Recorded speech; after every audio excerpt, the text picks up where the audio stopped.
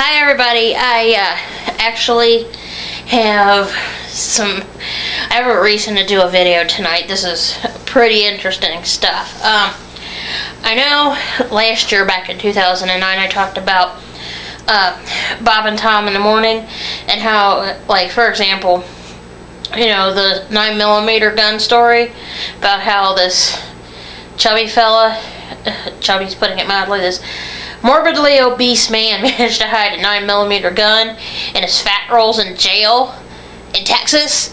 I'm sure some of you will remember that. And then I told one about the people in Switzerland that, you know, these guys go out and get STDs because they think it's a badge of honor, and about how I thought that was stupid. Well, I haven't been listening to Bob and Tom lately just because, as you might have gathered, I listen to them on my way to work.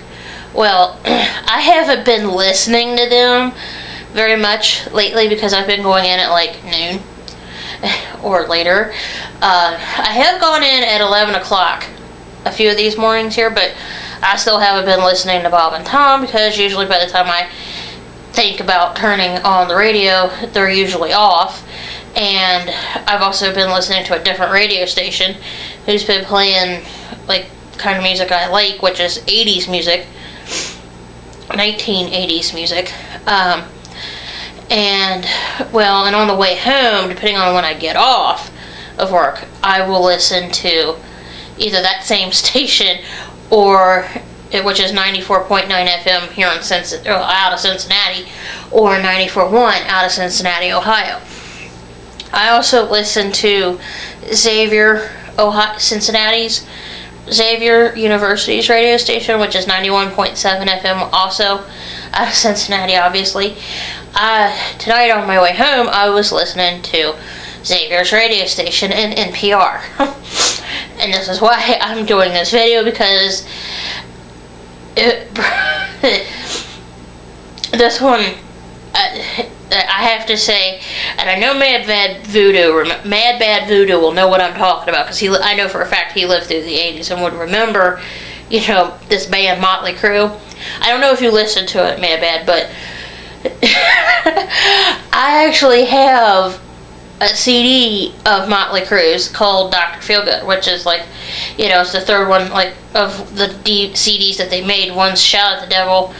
One of them's, of course, Dr. Feelgood and Theater of Pain.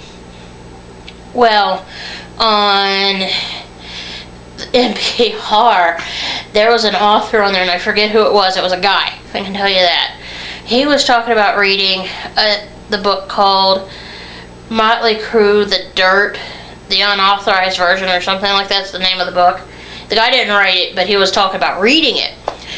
And the guy said, you know, he talks about, in the book about Motley Crue, they talk about, like, you know, like the real, actual stuff that happened to the members of the band, like Nikki Sixx and, you know,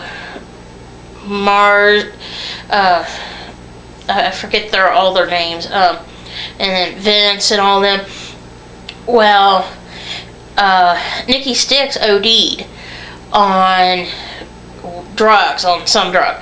Well, he woke up in the hospital, got up, left the hospital, went home, changed his answering machine, and said, "Hi, this is Nikki.